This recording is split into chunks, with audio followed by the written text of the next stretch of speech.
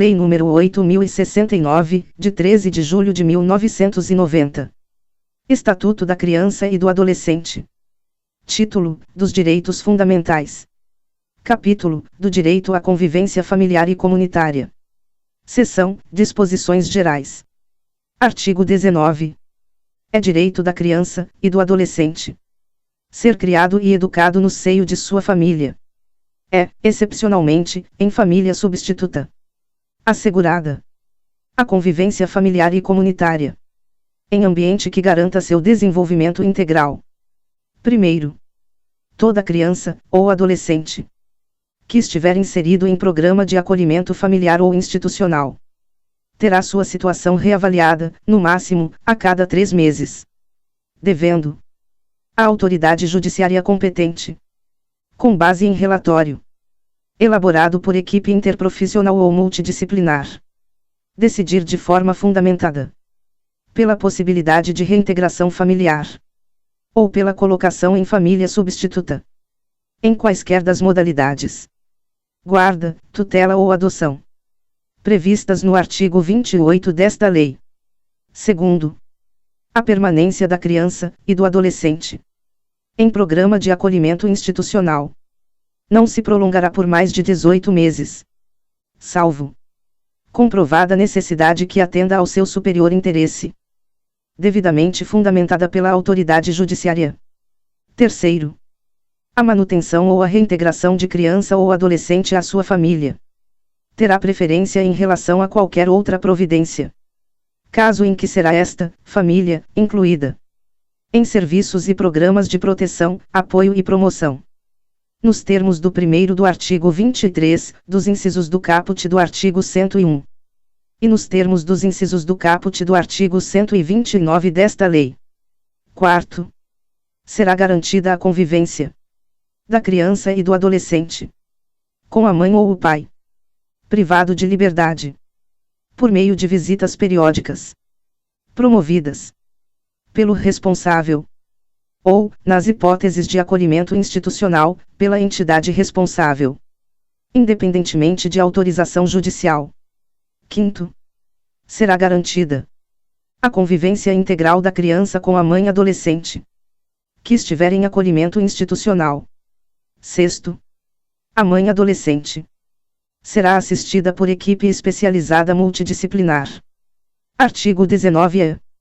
A gestante ou mãe que manifeste interesse em entregar seu filho para adoção, antes ou logo após o nascimento, será encaminhada à Justiça da Infância e da Juventude.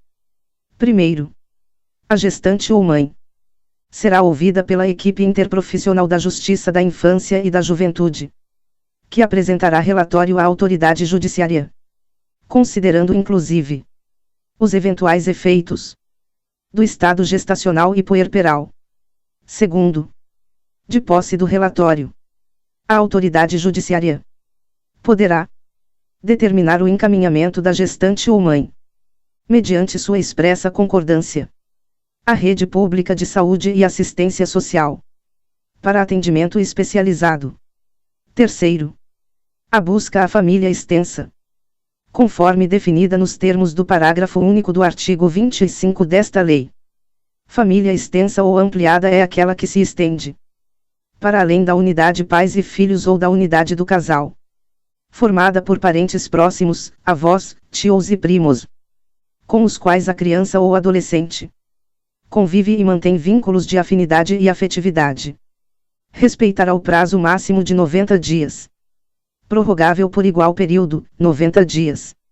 Quarto, na hipótese de não haver a indicação do genitor, e de não existir outro representante da família extensa apto a receber a guarda, a autoridade judiciária competente deverá decretar a extinção do poder familiar, e deverá determinar a colocação da criança sob a guarda provisória de quem estiver habilitado a adotá-la, ou de entidade que desenvolva programa de acolhimento familiar ou institucional.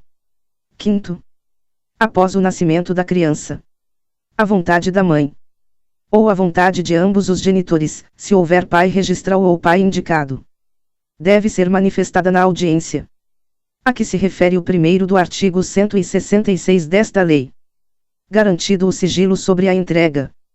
Sexto, na hipótese de não comparecerem à audiência, nem o genitor, nem representante da família extensa, para confirmar a intenção de exercer o poder familiar, genitor, ou a guarda, família extensa, a autoridade judiciária suspenderá o poder familiar da mãe, e a criança será colocada sob a guarda provisória de quem esteja habilitado a adotá-la.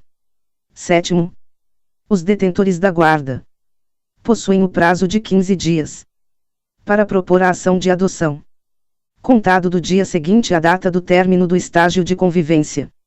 Oitavo, na hipótese de desistência pelos genitores, manifestada em audiência ou perante a equipe interprofissional, da entrega da criança após o nascimento, a criança será mantida com os genitores e será determinado pela Justiça da Infância e da Juventude o acompanhamento familiar pelo prazo de 180 dias. Nono, é garantido à mãe o direito ao sigilo sobre o nascimento, respeitado o disposto no artigo 48 desta lei. O adotado tem direito de conhecer sua origem biológica, bem como de obter acesso irrestrito ao processo no qual a medida foi aplicada e seus eventuais incidentes. Após completar 18 anos. 10. Serão cadastrados para adoção recém-nascidos e crianças acolhidas, não procuradas por suas famílias no prazo de 30 dias. Contado, 30 dias, a partir do dia do acolhimento. Artigo 19b. A criança, e o adolescente, em programa de acolhimento institucional ou familiar, poderão participar de programa de apadrinhamento. Primeiro, o apadrinhamento consiste em estabelecer e proporcionar à criança e ao adolescente vínculos externos à instituição, para fins de convivência familiar e comunitária, e para fins de colaboração com o seu desenvolvimento, nos aspectos social, moral, físico, cognitivo, educacional e financeiro. Segundo, podem ser padrinhos ou madrinhas pessoas maiores de 18 anos, não inscritas nos cadastros de adoção, desde que cumpram os requisitos exigidos pelo programa de apadrinhamento de que fazem parte. Terceiro, pessoas jurídicas podem apadrinhar criança ou adolescente, a fim de colaborar para o seu desenvolvimento.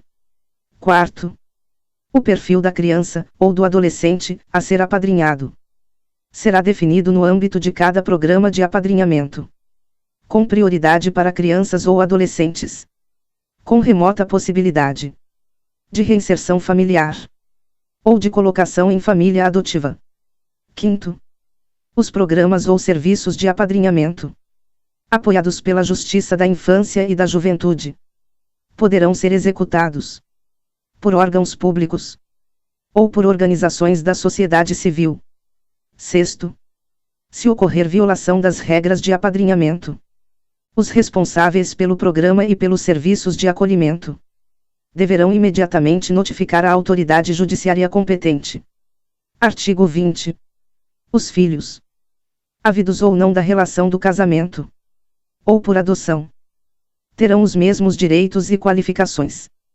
Proibidas quaisquer designações discriminatórias relativas à filiação. Artigo 21. O poder familiar será exercido em igualdade de condições pelo pai e pela mãe, na forma do que dispuser a legislação civil, assegurado a qualquer deles o direito de, em caso de discordância, recorrer à autoridade judiciária competente para a solução da divergência. Artigo 22.